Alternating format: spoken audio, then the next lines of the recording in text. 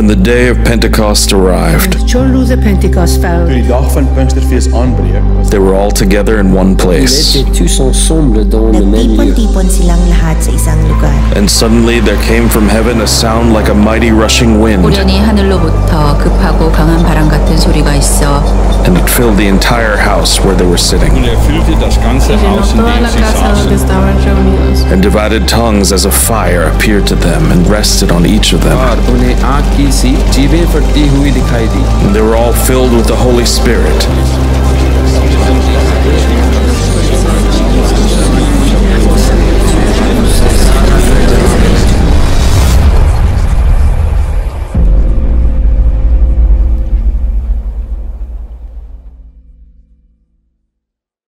Holy Spirit, we acknowledge your presence today.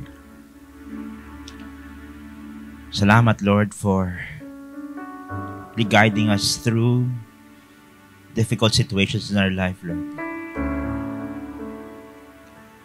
Help us, Lord, to seek you more in our lives.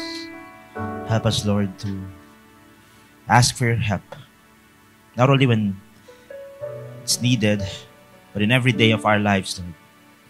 May we always seek your face and know your ways. Give us the grace. In Jesus' name we pray. Amen. Please remain standing as we read our scripture today. We're going to read from Acts chapter 2.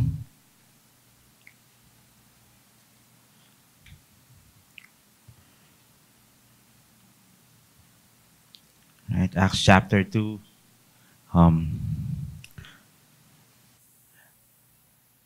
12 to 21. Acts chapter 2, 12 to 21. Then we'll jump in to the verse 37. It says there, all were amazed and perplexed, saying to one another, what does this mean? But others, mocking, said they were filled with new wine. But Peter, standing with the 11, lifted up his voice and addressed them. Men of Judea, and all who dwell in Jerusalem, let this be known to you, and give ear to my words. For those people who are not drunk, as you suppose, since it is only the third hour of the day, but this is what was uttered through the prophet Joel, that, and in the last days it shall be, God declares, I will pour out my spirit on all flesh, and your sons and your daughters will prophesy, and your young men shall see visions, and your old men shall dream dreams. Even on my male servants and servants in those days I will pour out my spirit, and they shall prophesy. And I will show wonders in the heavens above, and signs on the earth below, blood and fire and vapor of smoke. The sun shall turn to darkness, and the moon to blood, before the day of the Lord comes, the great and magnificent day. It shall come to pass that everyone who calls upon the name of the Lord shall be saved. Let's jump into verse 37. Now when they heard this, they were cut to the heart, and said to Peter and the rest of the apostles, brothers, what shall we do? In verse 38, and Peter said to them, repent, be baptized, every one of you, in the name of Jesus Christ, for the forgiveness of your sins, and you will receive the gift of the Holy Spirit. That is the word of the Lord. Pwede po kayong umupo?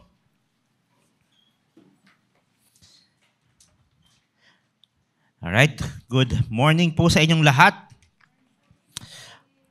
Alright, I'm Pastor Elijah, one of the pastors here at Victory Church Carmona, wherein we only do two things, that is to honor God and make disciples. So hindi po ako magpipreach ngayon, but I want to use this opportunity to introduce, actually, the 10 days team of Victory Cavite Central Cluster. Ayan. They will go to Vietnam, November ba kuya? October. They will go to Vietnam on October. So we're sending two of our fruitful leaders. We'll send Leo that will preach in the afternoon, and they will send as well Kuya Bong Artus. Ayan, lalakpakan po natin sila. Thank you for the obedience to God. Ano ba? Ho Chi Minh, no? Ang pagpupuntahan. Ho Chi Minh, yan. May pa-t-shirt ang Vietnam team. So, yan. So, If you want to support them personally, I would encourage you to talk to them, learn about Vietnam, talk to them po kung paano kayo makatulong in their journey as they raise funds and as they complete the requirements as well for this 10 days mission that we are a part of. And yes, sabi nga I believe yun yung nag-send sa Azerbaijan, sabi niya, nung nakita ko yung video, sabi niya, we are a small church. Nakita ko parang ang laki naman ng church nila, di ba? But actually, yun yung heart talaga ng heart natin as Victory.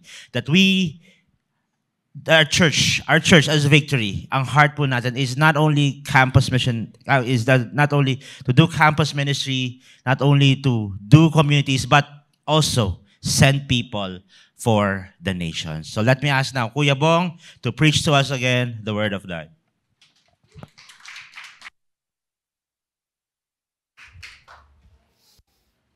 Yes, thank you, Pastor Elijah. And once again, thank you po rin sa inyong lahat. Happy Father's Day sa ating mga tatay, no? Sabi nga sa songs kanina, it is power and presence, no? Ayan po. Totoo na to, no? Si Lord, the Holy Spirit, kasama natin, ano? Di ba? We'll go to sabi nga hanggang end of the earth, no? So, once again, I am Bong Artus and one of the leaders here in Victory.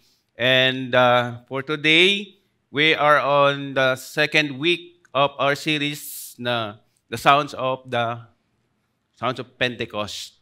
So, last week, kasi nag-move muna tayo to give way sa ating anniversary. Nandito pa ba lahat nung last week, last Sunday? Sino natin? Nandito. Yon. So, parang kanina may nagdidighay pa ng mga kakanin, no? So, sana naman, no?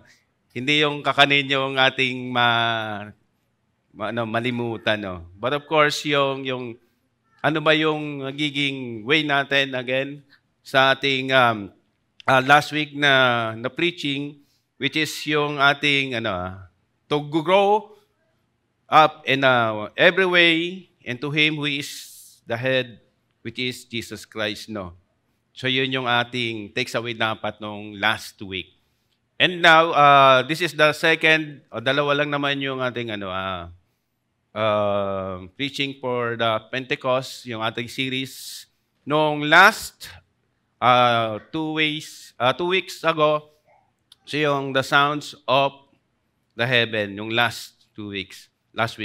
So, again, now we are on the second week and still, nandun pa rin tayo sa Acts chapter 2. And it describes yung event or yung celebration sa Pentecost. So, yung Pentecost is the 50th days after nung ascend si Jesus Christ or after yung tinatawag natin na Easter Sunday. So, tumataon yun doon, no? And there were miracles happened as they gathered in one place, yung tinatawag natin na upper room. And the Holy Spirit descended upon the apostles at saka yung mga ibang believers gathered there and nagkameron ng infilling and empowering ng Holy Spirit. And they were amazed because most of them nagkameron ng miracles, which is yung nagkameron ng speak in their tongues, no? Kumbaga,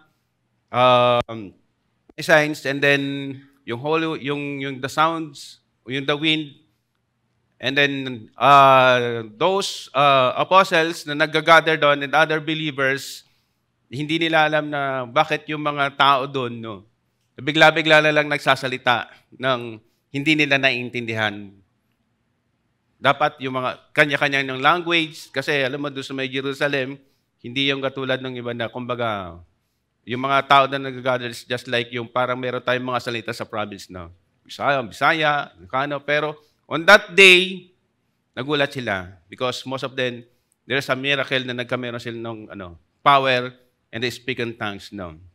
And that outpouring of the Spirit marked the birth of the Christian church. So doon nagsiluwa. Andon, because Peter's there, and it is the event also on which na yung Old Testament prophecies na fulfilled. And God's Spirit's being poured out on the flesh. So mabalikan natin yung week 1 ng Acts chapter 2, which yung sounds of the heaven. So, there were, as I have said, yung Pentecost is yung dati pa yan is celebrations of yung after ng 50 days of the Passover. Wherein a day they will remember and celebrate how God spared their lives from the death by the Lamb, yung blood ng lamb na nilalagay na inaano doon sa mga doors nila, and every year ginagawa nila yun. And the events happened na nagsama-sama sila doon sa isang place, no. And first, nagkameron ng manifestation, which is yung sound from heaven and yung tongues of fire come upon them, di ba?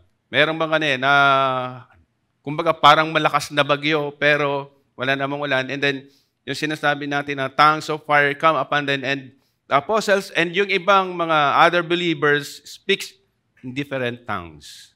So, hanggang ngayon, meron pa rin, di ba? Meron tayong mga gifting at meron kayo naririnig na about the speaking in tongues, right? So, yun yung language na yun. Kapag merong naririnig, hindi naiintindihan. But those na merong gift noon, naiintindihan na nila. So the coming of the Holy Spirit was not only display yung God's power and supernatural abilities. But of course, yung infilling, indeed, is the fulfillment of promise of the Lord. So, andyan yung Holy Spirit came them upon and like a rushing wind, and the tongues of fire lit and rested, and the tongues, and the apostles and other believers speak in tongues.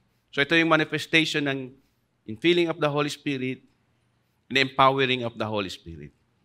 And after then, people from other nations heard about God's mighty work. Because hindi lang yung yung mga tao sa Jerusalem and other believers na nandun. Meron din mga iba-ibang crowd from every other nations, no? Yung Judea na nandun din yung mga ibang representatives nila, and yung Judea is medyo malayo pa yon sa Jerusalem. So the disciples spoke in other tongues and proclaim the mighty works of God, no? So nakaka-amaze yun, no? Para bang they were marveled, no? Kung ikaw ganun naman tayo, no? Kung ikaw kung halimbawa, hindi ka naman, sino sa inyo yung mga marunong mag-speak ng iba-ibang language? For example, Kapampangan, misis ko. Ilocano, ganon. So, kapag napunta naman ka, di ba? Iba yung iba, kapag halimbawa napunta dito sa Manila, alam naman natin yung language nito is Tagalog, no? So, yung iba, may ilang, minsan, naiilang sila, ang tawag doon? Kapag halimbawa yung mga nagkikwentuhan sa kanya-kanyang language, no, maiirita, no? But this one, iba yung nangyari, no? Na they're speaking their own language, pero naintindihan nila. So, these miracles still point kay Jesus Christ. Hindi yung nangyari, hindi yung nagawa na, bakit merong ganito? Still, galing kay Lord yan, no? Siya yung merong purpose kung bakit nangyari yan. Because God empowered us through our Holy Spirit. So, most of us, kapag pabaptize na, we know na tayo, meron din, di ba? Andun yung Holy Spirit din. Naramdaman ba natin na kung paano gumagawa at kumikilos yung Holy Spirit, si Lord, sa buhay natin? Amen? So, yesterday, yung sa ating spiritual foundation was so astonishing, amazing, no? Sino yung mga umattend kahapon? Yun. Ang dami, no? So, thank you. Thank you so much sa inyo. And this is an honoring and, wow, tingnan nyo naman na umattend, no? Yan, nandiyan kami, no? So, it's about 130 plus, no? Attendees kahapon. And this is our first day or yung Victory Day. And thank you, Pastor Elijah, our lead pastor, for leading this session. And praise God, ramdaman ulit natin yung infilling and empowerment of the Holy Spirit. Right? So, there are so many takeaways na nangyari. Hindi pa nga matapos-tapos, parang kulang yung sessions. No? And also, God touches everyone's heart na nandito. As we feel the power of God. And so amazing yung experience kahapon na hindi magkamayaw, na binibigyan ng oras para sa breakout. Pero ayaw maghiwa-hiwalay, right? Kasi na-experience nila. Iba-iba yung narinig na experiences nung kasama, iba-iba ang experiences nung mga tao, at kanin, di ba? Iba-iba yung pakiramdam. And then, thank you so much do sa mga kasama natin na members na nagpabaptize, no? And hoping and praying na by next year, parang kulang na talaga itong room na to, no? At gagamitin na natin yon, tama-tama, no? Sa ating 10th anniversary, we're praying and expectant that other room, so that mas kumasya pa tayo. And we are expecting of you na hindi nakasama kahapon, by next year mauulit yan, no? And thank you so much sa ating brothers and sisters sa kanilang bagong journey in their life, nakasama yung Holy Spirit. And walking with Christ. So we would like to honor God, our God, because we are doing it for Him, right?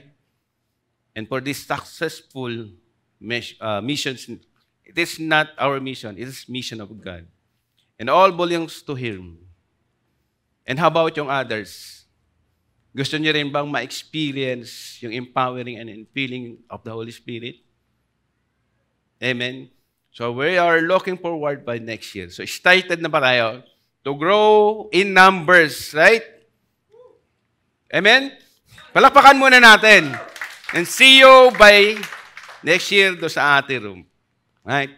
So, ngayon, we are going to punta tayo sa ating week 2 ng Sounds of the Nations na kung saan tatakal natin yung verses 12 hanggang 21 and then we'll jump to 37 to 38. So, God's heart, noong una pa lang sa Genesis chapter 1, God's heart has been for all the nations. Yun talaga yung purpose ni Lord. You know? The whole earth to be filled with those people na yung image niya is and nagre-reflect yung buhay niya. Yung buhay natin sa Kanya. Pero nagkameron kasi ng sinyong mga tao. And He has been working, siya pa rin mismo yung nag-work para magkameron ng redemption sa humanity, right? And while continuing His missions. So yung missions natin, na mga ginagawa natin dito, it is not our mission. It is still the mission of the Lord. Kasi kung hindi sa sin natin, kung hindi na naging matigas yung ulo natin, yung purpose talaga ni Lord yung gagawa, right? But then again, this is why the gospel is important in our lives. Why? Because it is the power for our salvation and restoration among us sa earth.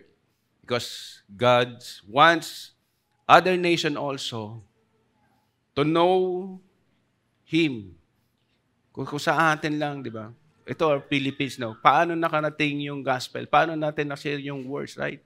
It is because it's His work na ginagamit ni Lord yung bawat isa sa atin. Meron tayong purpose, right? Kung alam niyo yung purpose, unang-una, sabi nga dito, we are here to honor God, and the next thing is to make disciples, right? And kaya yung may relations yun sa nangyari nung week 1 natin, which is speaking in tongue, right? So paano nagkakameron tayo ng, di ba? For example, yan, sending yung missionaries sa ibang bansa, right? Mahirap maintindihan, no? But God is doing something. God, kahit na, kapag tinawag tayo ni Lord, kahit ano pa yung situation natin, kahit ano pa yung pinagdaraan natin, siya yung gagawa ng way. So don't be worried, no? So today, let us see how God continues to work His purpose and the mission in the Pentecost celebration. So we'll go in verse 12, it said, after that kasi nung sa ating week 1, so their experience yung infilling of the Holy Spirit and the speaking of tongue, and yung mga crowd na nandun, hindi nila maintindihan. So verse 12, and all were amazed and perplexed, saying to one another, what does this mean? But others say, nagmak sila. They are filled with new wine. So, ganun yung mga reactions natin. No? Just like yung, halimbawa, may mga first time dito. No? Nung tayo rin mismo, nung first time na umaattend tayo, parang sa church, nakita natin na ano yung ginagawa nila. Parang yung mga tumataas, hindi maintindihan yung worship, no? Yung hallelujah, amen, amen, parang nababado yan. No? So, how much more yung speaking in tongues, maririnig na kanya-kanya ibang language, right? So, pero ganun tayo, normal yung mga reactions natin, right? Pag hindi natin naintindihan yung situation, meron sa atin na-amaze, no? Wow, ang galing naman yan. Pero yung iba naman, nanunay yung nagre-ridicule. Ibig sabihin, wala, nakita ko na yan. Napanood ka na yan. Hindi naman yan totoo, right? For example, parang sa Facebook, sa social media, no? Pero iba sa atin naging interesado. Kasi hindi naman yan, 40 ko yan eh. Wala naman akong pakialam dyan. Yung iba naman, nagiging interest, right? But there, in this event, magkanong mangha at panunuya. Kasi yung iba siguro, nakita nila, no? Kaya nakalagay dyan eh. Sabi niya, what does this mean? And then, but others said, they are filled with new wine. Kumbaga sabi, nakainom lang yung mga yan. Right? So, just like in our life, no. So we know na we are here na we are believers, right? Pero kung babalikan yung mga nangyari na sa atin dati, no. And gusto natin meron tayong heart para mag-share ng gospel. Pero yung mga kamag-anak natin, minsan kaibigan natin, hihirapan tayo, hindi natin alam kung paano magsimula, right? Why? Kasi ang nare-retain sa atin ay yung nangyari natin, yung nakaraan sa atin, right? So sabihin natin dito, paano ako mag-share? Dati naman ako sinasamahan ko to, so nagto-2 battles kami, no? Minsan nga, umaabot pa doon. Yung 2 battles mo, umabot ng 5 battles, hanggang hindi ka na makabangon, Ngayon, isang araw, makikita ka ng kaibigan mo, yayayain ka, no? Tapos, tatanggi ka, and then, sabihin sa'yo, nagbago ka na, Then, parang gustong-gusto mong mag-share kung ano nangyari sa'yo, yung transformation. Pero ang iniisip mo doon, paano maniniwala to? Dati akong kasama sa kainuman. Dati ako itong Dati akong pilosopo, no? So, just like that, may iba na-amaze na, wow. And that point, na na-amaze yung tao, at that point na minsan, nagiging nagmamaknin tayo, there's something na tinatouch din tayo ni Lord. Something na nagiging interest tayo, no?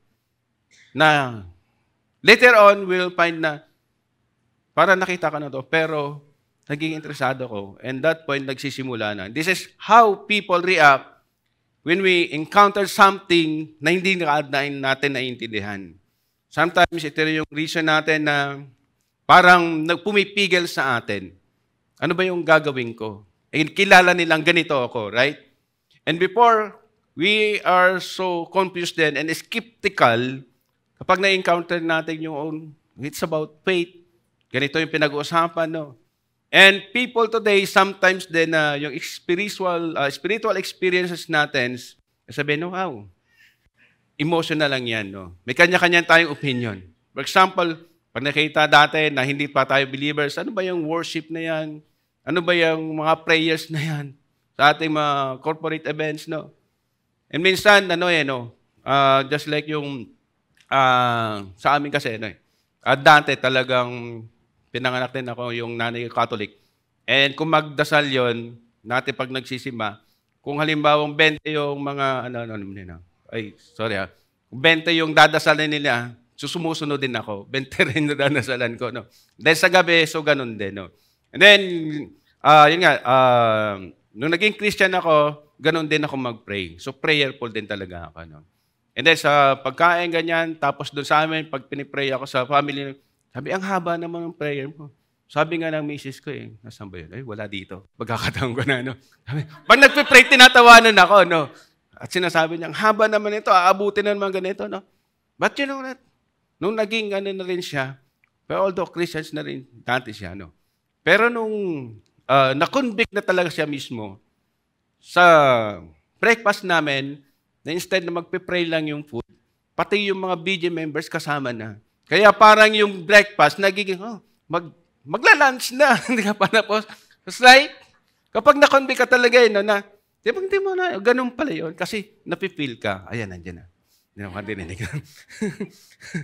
So, when you feel the work of the Holy Spirit, it is, nagkakameron ng manifestations natin sa na hindi natin alam. Right? So, that is the work of the Lord. Ganon din yan. Sa nangyari dito. And here, nag-start nga sila ng questioning, and ito na yung beginning of the new understanding. Right? So, ganon tayo, kapag hindi natin naintindihan, di ba, mga bagay, other na magtanong tayo o magre-research tayo. And from there on, katulad sa pagbabasa ng Bible, hindi natin maintindihan, ang hirap intindihin. Pero the key is there. Nandun na yung beginning point, the starting point. Nagiging curious tayo and asking na, what does it mean? No? So ganun din tayo, natural din sa atin. This a desperate need for understanding. And doon na nag-work, nag-start kung paano yung Holy Spirit nag-work sa atin. And yes, yung seed ng missions was sown and a seed that would blossom into a global movement na nag-i-start doon. Diba sabi niya, start from Jerusalem, Judea, and susunod doon. Kasi mayroong purpose si Lord. And this is a crucial for setting the stage for the message of Peter to be delivered. In verse 14, it said, but Peter standing with the 11 lifted up his voice and addressed them. Men of Judea and all who dwell in Jerusalem, let this be known to you and give ear to my words. So, alam natin na si Peter, isa yung apostles na nag-deny kay Jesus Christ, right? Na sinabi niya noon na during the night na bago maaari si Jesus Christ, sabihin, bago mag-umaga, Peter, i-deny mo ako ng 3 times. Pero confident si Peter, di ba? Sabi niya, Lord, hindi ko yan gagawin. But ano nangyari? He denied Him. Hindi siya nga nakalapit nung habang kinukrucify habang si Jesus Christ, right? But here, nagkameron siya ng boldness, nagkameron siya ng courage, no? At sinasabi niya, kasi na-experience siya, nakita niya yung work ng Holy Spirit. And it also marks the power inside na mayroon siyang vision. Nakita niya yung mission ni Lord. And that's the beginning doon, dito sa Acts. Yung sinasabi na public proclamation of the gospel. The beginning of Christianity. So, Peter's address represent the transformation and shift. Nag-shift yung kanyang fear dati and despair sa pagiging boldness niya and empowerment. Right? Empower niya. Kumbaga, sumigaw siya, doon sa crowd. Biruin mo yun na, yung men of Judea, sabi niya dito, and who dwell in Jerusalem. Nasa Jerusalem siya eh. Yung Judea, ang distance niya doon sa may Jerusalem is about mga 40 to 50 kilometers. Right? At nandun yung crowd. So, paano niyo masisigaw na? Kayo, mga nasa Judea. Right? Ibig sabihin niyan, paano maririnig yan? Ikaw nga lang sumigaw ka dito. Hindi na yun naaabot doon sa may baba. Kaya doon sa may kabilang baybay. But again, it is the power of the Holy Spirit. Kameron siya ng boldness. And that is us. Pag nakita natin, naramdaman natin yung transformation natin, kung ano ba naman yung situation natin, kakayanan natin. Kung sino man ano man yung pinagdaanan natin, because it is the work of the Holy Spirit. Because the Holy Spirit fills us. So we can fuel us by compassion, encourage, so tayo, and I can make Jesus known. Kasi yun yung purpose nun. We should open ourselves para ma-experience natin yung Holy Spirit na nag-work sa atin. And there were times na hindi natin ina-expect kung ano yung sasabihin natin, na nakakameron tayo ng misunderstanding sa response ng mga tao. Na gusto mo mag-share, pero yung ears nila hindi nakikinig. O kaya iba yung response nila. Minsan, hindi naman sila interesado eh. Anong ginagawa? Minamaka lang niya eh. Sinusubukan ka lang niya. Right? Pero, yun yung response ng crowd.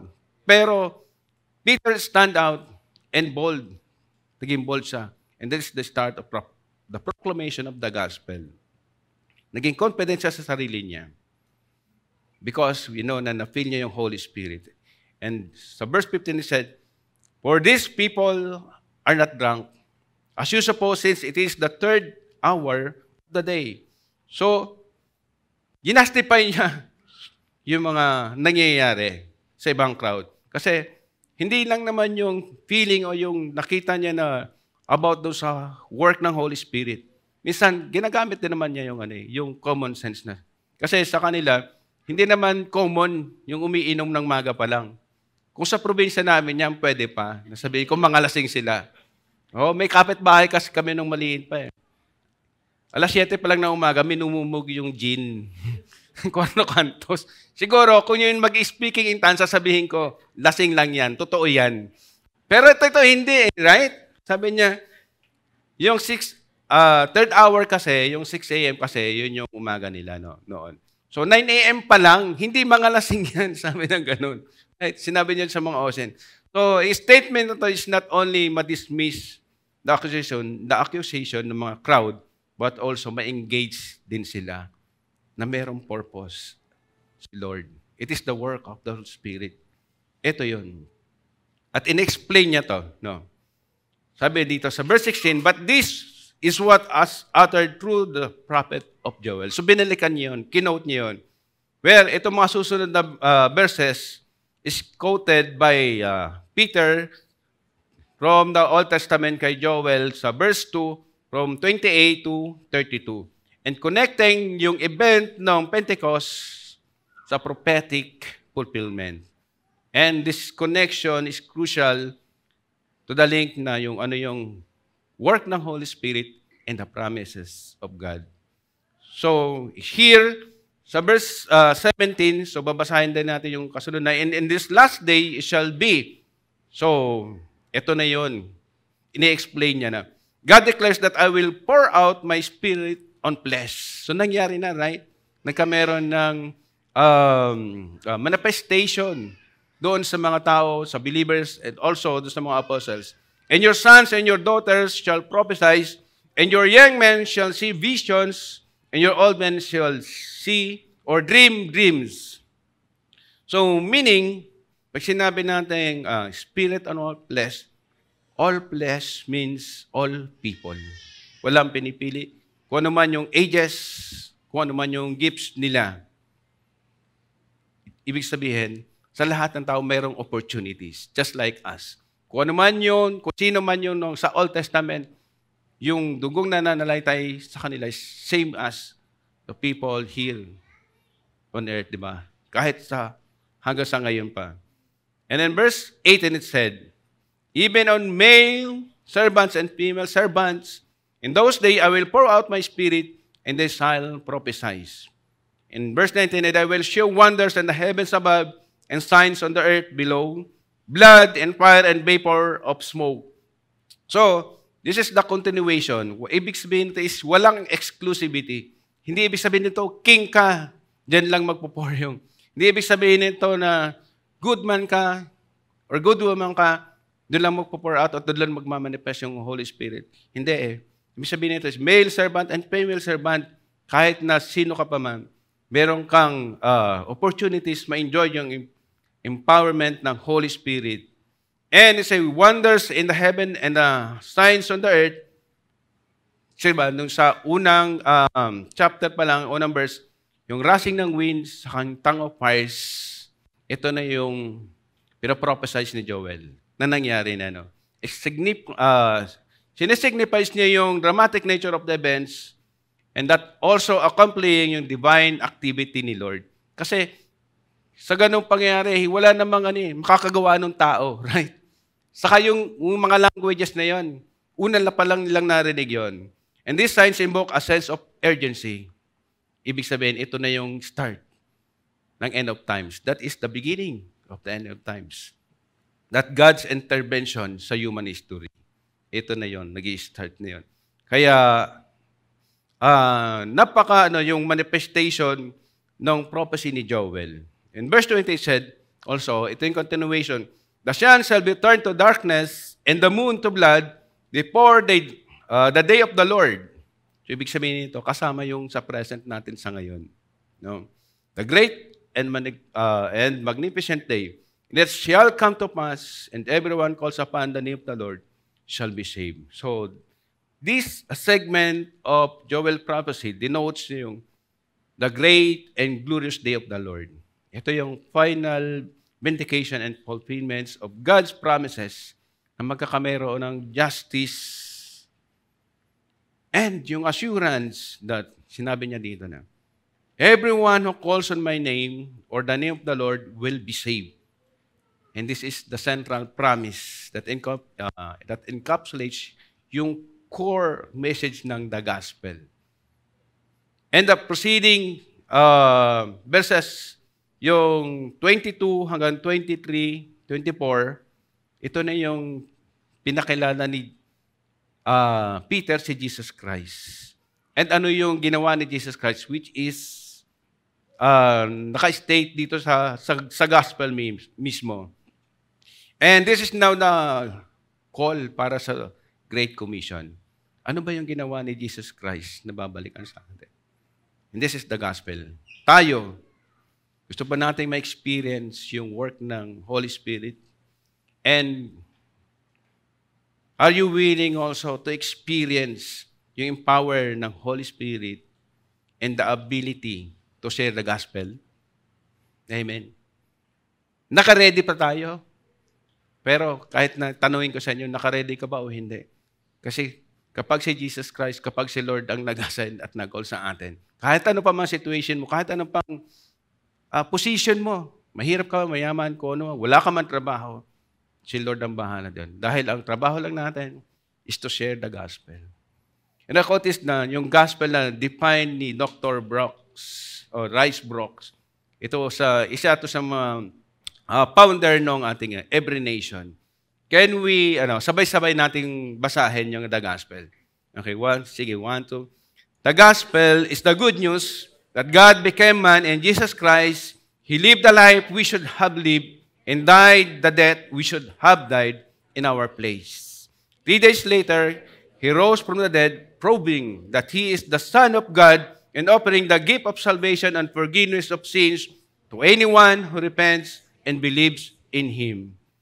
So, in verses 22 to 24, Peter mentioned about Jesus Christ. And dito yun. At sinabi niya dito, men of Israel, hear these words. Jesus of Nazareth, pinakilala niya. A man attested to you by God with mighty works and wonders and signs that God did through Him in your midst. Ito yung sa atin. Ngayon, narinig ito ng mga crowd. Kasi nag-interested, ito pala yung gawa ni Jesus. Ito pala yung purpose. Ito pala si Jesus Christ. So, and others, non-believers, sa verse 37, sabi nila, now, when they heard this, they were cut to the heart.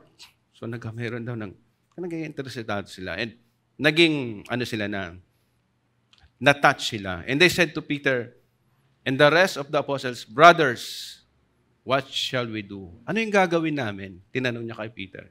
So ano yung nag-ignite? Ano yung sa mga crowd kung bakit natanong niya yun? It's because the Holy Spirit transform si Peter kung ano siya ngayon. Yung fear niya, yung dati, nawala. Nakita niya is ibang Peter. Nakita ni Lord. Yung pagiging boldness ni Peter. Because God's mission is on works with Peter. So this verse, the crowd respond to him, and then, na-realize niya na, ni-emphasize niya kasi nila, nung nabasa nila yung gospel, and they recognize the work of Jesus Christ sa buhay natin. Diba? Kung kahapon, binalikan ulit natin, doon sa ating spiritual foundation, matatas ka, makikita mo na, yung good works natin, yung mga ginagawa natin sa ngayon, yung kabisihan natin ngayon, sinabi na ni Sister Bell, yung mga yaman natin, wala lahat yan. Because, galing lahat kayo kay Jesus Christ. Laging lahat yan kay Lord. He is our creator. He is our provider. At siya rin yung may mission sa atin. Because ang purpose ni Lord ay magkameron ng redemption at makilala siya. And sabi dito, Peter said to them, ito yung gagawin nyo. Repent and be baptized, every one of you, in the name of Jesus Christ for the forgiveness of your sins, and you will receive the gift of the Holy Spirit. As you can remember, from the start, yung worship natin, hanggang dito sa announcement ng meeting, Holy Spirit, right? And after here, because Holy Spirit is yung guide natin. Holy Spirit is God. And the Holy Spirit, wala tayong kakayanang baguhin yung sarili natin. Amen? But God, yun yung ability niya. Siya ang magbabago sa atin. And thousands of the crowd responded during that time, during that moment mismo. And this initiating the remarkable growth of the Christian life. So yung ating message ngayon. And you know that yung work ng Holy Spirit sa atin, nararamdaman natin, can fill us so we can be a missional. Because God equips us to participate sa missions niya. Right? This means na yung local communities natin or individuals natin, tanungin natin yung sarili natin. Narinig mo kung ano yung gospel, naiintindihan natin. Pero most of us, no, nung naunang narinig natin, hindi natin naintindihan. Maaaring na-touch tayo, hindi tayo nag-interesado. But later on, iba-iba kasi yung dating. Iba-iba yung response natin. Right?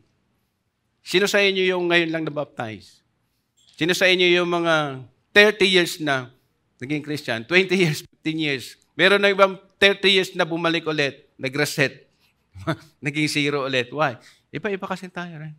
And this, I will take this opportunity for us na just like me na before, hindi ko akalain na upo ka dito, hindi ko rin akalain, hindi ko man iniisip na mag-preach ako, mag-share ako dito. Kasi napaka-introvert ko eh. Lalo ng elementary ako hanggang college ako. Kung sino dito sa inyo mga introvert? Sino sa inyo mga extrovert? Sino sa inyo ang extra introvert? Yung mga tatawagin pa lang, iyuyukunan. So may mga ganang tao, right? But then again, kapag tinawag ka ni Lord, kapag tinawag ka ng kapag yung Holy Spirit ang nag-manifest sa inyo, kahit na sino pa, kasi God pick up somebody to teach or to touch others' life. Right? And I experienced that.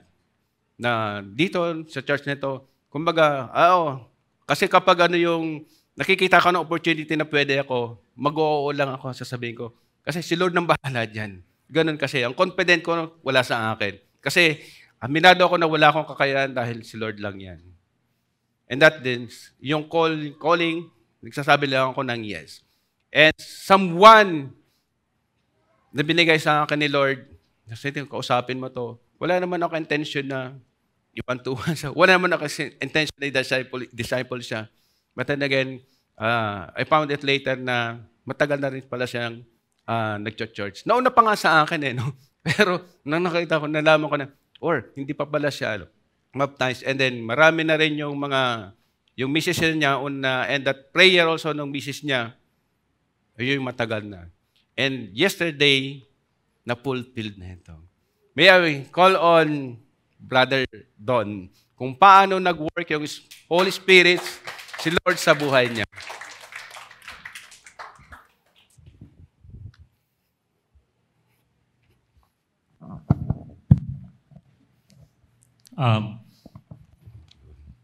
Good morning po sa ating lahat. Unang-una, nais kong pasalamatan ng ating Panginoon. The highest honor and gratitude to our Almighty God. Thank you, Lord, for this life and for this day. Iba yung atmosphere. Naluluha ka agad ako. Every time na pumapasok ako sa Victory or dito, every time na magkakaroon kami ng Bible group, iba yung atmosphere.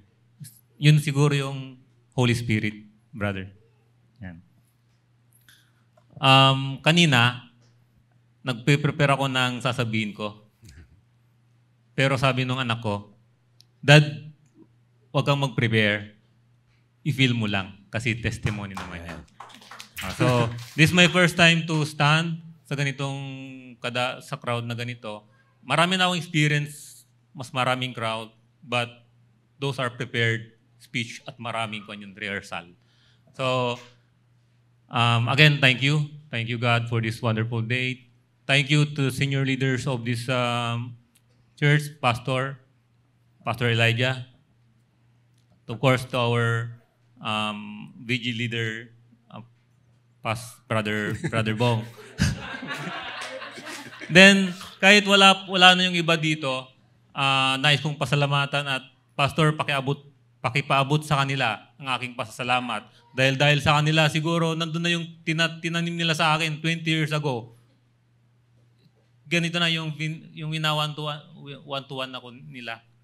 Pero dahil sa kawalan ng time, hindi ko rin siguro siniseryoso at yung timing wala pa doon or yung maturity wala pa.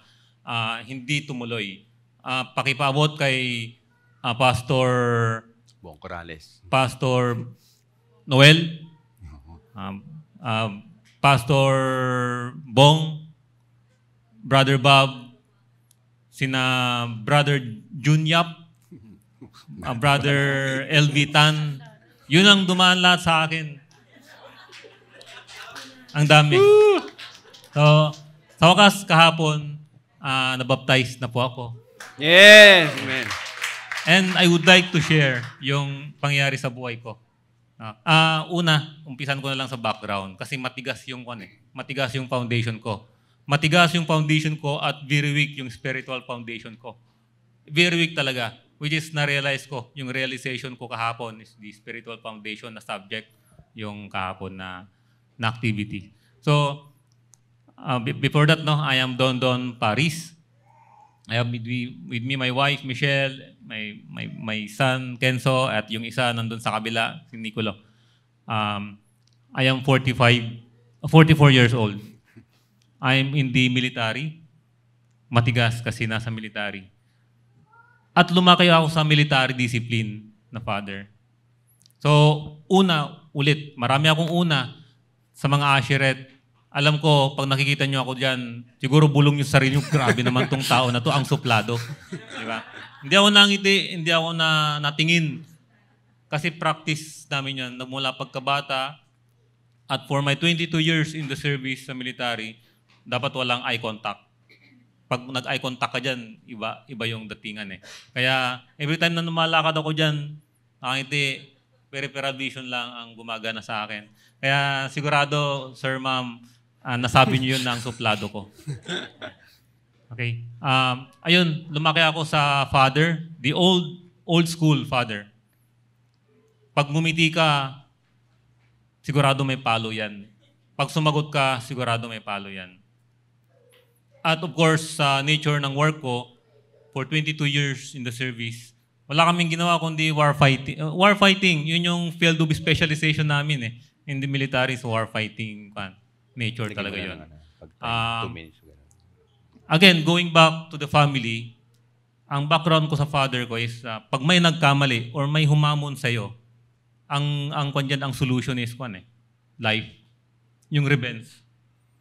Pagka may siga dyan, pag sinagaan ka anak, sabihin mo sa akin, may kalalagyan yan. Pag may... Kaya kung kahit kung minsan, pati anak ko, nadala ko yun. Which is mali pala. Napakamali. And ayun, for so long, thank you Lord, na-baptize ako kahapon. At yung spiritual, papatong ako. Hindi ako nag-prepare, pero meron lang akong tinake note na 4 na verses. 4 na verses na paborito ko to since noon. Itong 4 lang na to, yung alam ko sa buong buhay ko. Hindi ako nakapagbasa ng Biblia. Lumaki ako sa Catholic school, pero hindi ako nagbasa ng Bible. Hindi ko alam eh. Basta ito lang ang foundation ko. Ayun pala ang tanong sa akin ng mga previous na nag-one-to-one sa akin noon. Ang pinakaunang tanong sa akin, masisave ka ba? Maganda ba ang relasyon mo kay God? Yun ang tanong sa akin. And I'm proudly sinasagot. Sa kanilang lahat, yun ang tanong. At proud ako na sinagot, opo, brother, opo, pastor. Matatag ang relationship ko kay God. Dahil yun ang alam ko, kasi may faith ako eh. Yun yung faith nandun na. Pero ang next na tanong nila, ang bagsak ako. Kasi ang next na tanong nila, gaano mo kakilala si Lord? At ano ang relation yung kan mo sa Kanya? Gaano mo kalalim kakilala si Lord? Di ba? Wala na kaagad. So, yun ang foundation ko. My biblical foundation is that 4 verses na kaninang umaga ko lang yung eksaktong one. Although alam ko yung mga wordings, pero yung thought, pero yung exact verses, hindi ko alam, kaya basahin ko na lang. So, ito lagi kong naririnig sa mother ko. John 3:16. For God so loved the world that He gave His only begotten Son, that whoever believe in Him should not perish, but have everlasting life. Di ba? Bold files or old lagi yan sa mga matatanda. Proverbs 3 verse 15. Trust in the Lord with all thy heart and lean not to your own understanding. Paborito ko yan. Kapag nag-i-speech ako, akala mo magaling ako doon sa amin. Kasi yan ang, di ba, pag nag-speech ka kasi, dapat meron kang parang climax. Yan lang lagi kong ginagamit. So, akala nila magaling ako, pero hindi. Yung 4 lang na yan. Alam ko. Then, Philippians 4 verse 19, God will provide. And ito yung pinaka-paborito ko rin na sa lahat ng gadget ko, nandyan is the Act 1 verse 7, God timing is perfect. Di ba? 4 lang yung alam ko. Hindi ko alam magbasa ng Biblia. Hindi, kaya tanong ko nga, paano ba technique para maintindihan yung Bible? Yun pala, dapat pala magdasal ka muna para maintindihan mo. Amen. Ayun. Which is, I was bombarded for the previous days, weeks, with the Bible, yung daily. Salamat, Brother Bong, for yung guide. May apps na daily Bible reading, tapos may video na nag-explain doon. So, ang laking tulong sa akin. Yan. So, yung 4 lang na yon, aside from faith, no? Kasi nandun na yung faith ko kay God, Catholic din kami. Yun lang yung alam ko. So, imagine. Kaya yun ang nasabi ko kahapon, na-realize ko. Kung saan-saan ako nakarating, ilang bansa na napuntahan ko, kasulok-sulukan ng Pilipinas na hindi nyo pa narating, buhay pa ako. Ibig sabihin, nakaredy ako sa war fighting, but spiritual, empty. Empty pala ako. Diba? Nakita ko yun. So, kahapon ko lang na-realize, sabi ko, oo nga, no? Tapos, kanina ulit, nabanggit ni Sister Bell, ma'am, sabi niya, di ba, kahit yung accomplishment mo, kahit gaano ka katalino, hindi naman ako matalino, siguro masipag lang. Kahit anong gusto kong training na kunin, pag-aralan, nakukuha ko yun eh. Nagagawa ko. Pero, aminin ko, makapal na rin yung kwan ko eh, yung mga training, seminars, etc. Talagang pinag-ipunan ko yun. Pero tama eh. Parang wala. So, nare-realize ko yun. Nare-realize ko kahapon. Tapos, sa ngayon, follow up through dun sa nabanggit ni Sister Bell. And yung naalala ko ulit pala. Nag-start kami ni Brother Bong. Niyaya ko to si Brother Bong. Parang naging interested ako dito kasi. With the 2 bottles of beer. Sabi ko, brother, pwede ba kitang invite sa bahay? Yan. Kasi sabi naman niya, invite mo lang ako, pwede tayong mag-usap. So, 2 bottles. So, I underestimated yung kwan pala. Iba pala kayo. No? Kasi kami, we will start the conversation or friendship with over the 2 bottles of beer.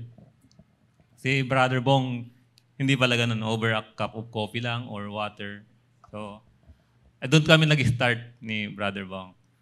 Ayun, going back dun sa foundation, spiritual foundation. So, ang babaw nung foundation ko, which is nabanggit ko rin sa mother ko yun over last week or 2 weeks ago. Kasi merong missionaries, may siyam na missionaries na winelcome yung parents ko dun sa bahay namin. Tapos ang sabi ng mother ko, anak, ang gagaling ng mga missionaries nandito, ang gagaling nilang mag-pray. Di ba? Which is, di ba yung sabi ko, lagi yung sinasabi kay Brother Bong, ba't ang galing nilang mag-pray? Di ba? Ang galing niyong mag-pray. Samantalang ako, pag nag-pray ako, Lord, bahala ka na. Tapos na. Yun man talaga. Kaya kung minsan, mayroon akong, di ba, in-anticipate ko may activity, magpe-prepare na ako ng prayer. May kodigo ako niyan. Even sa kainan. Di ba yung bless us, O Lord lang? Wala na. Yun lang. Bless us, O Lord. This the gift. Oh, basta yun. Memorize. Ayun. So, yun yung istorya ng buhay ko masyadong mababaw. Which is yung nabanggit ko rin sa parents ko, yun ang weakness natin. Kaya sabi ko, sa victory, iba. Sabi ko, parang nakuha ako doon. Sabi ko, gusto ko sina Ken, Nico, pag-aralan nila kasi yung Bible na-expose sila. Ayan. So, ayun, sa Holy Spirit, yun na yung nabanggit kong isa sa verse, God timing is perfect. Yun na yun. And hindi doon nagtatapos, Brother Bong. This is the start of our journey. No? Hindi ko masabi pero kailangan pala ng victory group.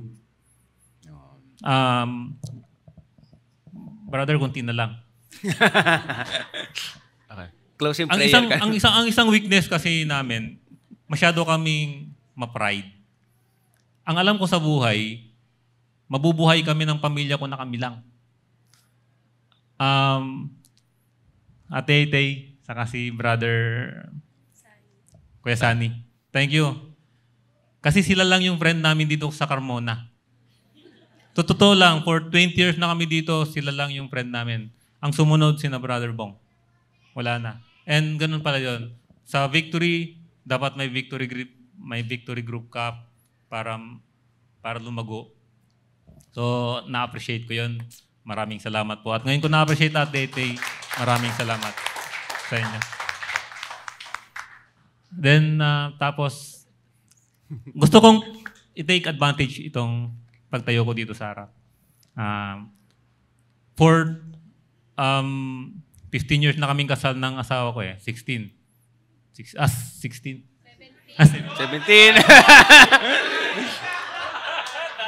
17 years na kaming kasal. Tapos 7 years kami. So 24 years. I'd like to take this opportunity na humingi ng pasensya. Masyado akong marahas. Marahas in my words, matigas in my heart. So, my apologies, Han. Hayaan mong... alam ko naman. Tapos sa aking anak, harsh din yung dating sa anak ko. Kasama sa trabaho, kasama yung paglaki, yung discipline, masyadong harsh yung bitaw ko sa anak ko. Anak, pasensya ka na, but intindihin mo lang si Daddy. Kasi hindi ko mabasag, hindi ko na break. Late na ako na ganito. Kaya ang tigas ng puso ko. Ayun. So, again, maraming salamat po sa inyong lahat kung sino pang hindi pa yung nabaptize. Sumama kayo sa Victory Group. Hindi nyo kaya mag-isa. Hindi nyo kaya mag-isa. At again, ang aking pasalamat kay Brother Bong, kina Pastor. Tulungan nyo pa rin kami na mag-grow with this journey. Yun lang yung may share ko. At I hope na magtuloy-tuloy po tayong lahat sa ganito. Maraming salamat. Thank you, thank you. Thank you. Wow! Thank you, brother. And ipapa-closing prayer ko na sana eh. Pastor, alam niyo na. So, as you know also, we would like to take this opportunity kasi tama-tama po. Iba talaga si Lord, iba si Jesus Christ, iba si Holy Spirit kapag nag-work. Kasi anniversary po nila ngayon. Happy anniversary sa inyo. Yun. And marami pa tayong pag-usapan and as we go along, so sunod natin na yun po yung response being immediate in our yes. Yes. Because Jesus is always calling us to be and do different things in different times. So while our response to God calling us may look different sa ating mga situation, but it should always be following yung commitment natin sa Kanya and obeying Him. So, if we have heard the Lord calling us in our capacity or any capacity, our best response to do whatever the Lord is telling us to do, say yes. No. So, the Pentecost event was not just about miracle, it was also a mission assignment. And it was mandate to go out, tayo lahat, to share the Gospels, good news, or to tell the world about the resurrected Christ and hope that at yung hope na ina-offer niya. So church, I encourage you to do our part, to go, pray, and give. So, if we go in Matthew chapter 28, 19 to 20, it said, therefore go and make disciples. So alam natin yan, of all nations, baptizing them in the name of the Father and the God, and the Son and the Holy Spirit, and teaching them to obey everything I have commanded you. So the goal is not to get the people pray a prayer or to attend Christian, but help them to receive the gospel and live according to God's teaching. And pray is the foundation of our missionary work. So sa Acts 1 to 8, it said there, na basahin nilang po natin, but we encourage and every one of us, mag-seek po tayo ng guidance sa Holy Spirit for the empowerment and direction because prayer is essential to our mission work as it connects yung mga believers to God's will and purpose. And the last one is to give or to supporting missions po sa financial or yung practicality. So basahin po natin yung Acts chapter 2 verses 44 to 45. Sabi dito, and all who believe were together, nasa Acts po rin yun sa huling part ng 2. And they had all things in common, and they were selling their positions and belongings and distributing the proceeds to all that any had. So, yung generous giving po is an essential aspect of supporting sa mga mission works natin. And to expand po yung ating kingdom of God here on earth. So, we can actively participate po sa mga missions by spreading the good news na na-illustrate or na-explain po natin, natakal natin dito sa Acts 2. And this action is not only embodied yung inclusivity, but to empower at magkameron po ng response, invite yung participate, magkameron tayo ng participation sa Great Commission. So, let us then, not just yung marvels, yung event po natin doon sa Pentecost, but inspired yung message po natin. Let us seek the power of the Holy Spirit and fuel our mission. To empower us to share the life-transforming message of Jesus Christ with courage, compassion, and unwavering faith. So, as we end, let us stand po and to pray. So, Lord, thank you so much again for your sacrifice of Jesus Christ. And Lord, as you made a way to know you more, as we rely on the Holy Spirit every day, O Lord, and to obey your command, Jesus Christ, we thank you for letting us to be part of this mission, to fill the earth with your glory. We are also asking you, O Lord, to open our eyes to have an open doors and opportunities around us, O Lord, to preach the gospel, to share the word, O Lord, sa aming mga family, sa mga kaibigan, at maging bold kami, Panginoon, and proclaiming Jesus to others, O Lord. We are also praying po, O Lord, sa ating mga missionaries, O Lord, us, ako, and Leo, and other local church who are serving other nation, O Lord. We are asking to continually provide us, O Lord, to protect us, and give us the opportunity again to preach the gospel and have a clarity, O Lord, despite na magkameron ng communication or cultural barriers, O Lord, that we believe, O Lord, that it is your mission. It's not us, O Lord. We're asking, O Lord, kung kusama kami send also sa ating campus, sa ating local missionaries, O Lord, sa church, and every one of us na mag-share ng gospel, O Lord. We're asking for salvation, for family, and friends, O Lord.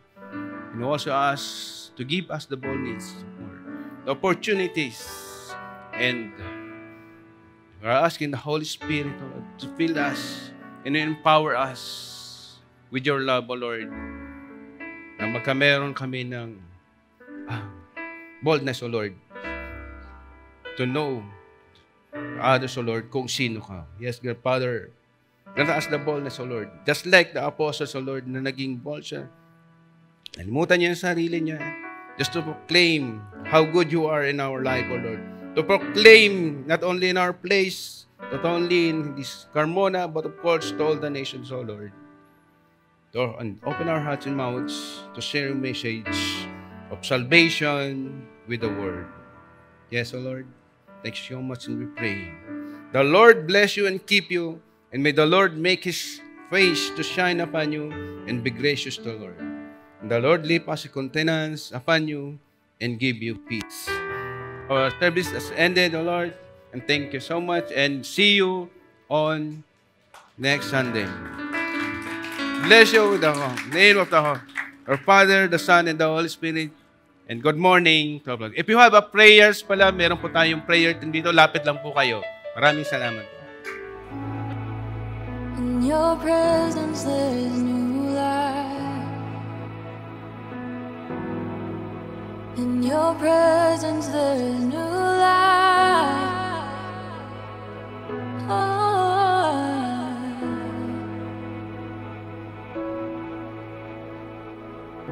We have seen you move, we have seen your glory. We know when you speak, all our chains come falling. We have seen you move, we've seen battles won. We have seen you move. We have seen you move, we have seen your glory. We know when you speak, all our chains come falling. We have seen you move, we've seen battles.